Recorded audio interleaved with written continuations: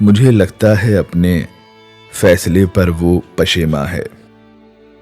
अगर ऐसा न होता, तलखियां क्यों राह में आती, न जलती उलझनों की मशालें उसकी निगाहों में, तहोबाला न करता जहन को लहजे की ठोकर से।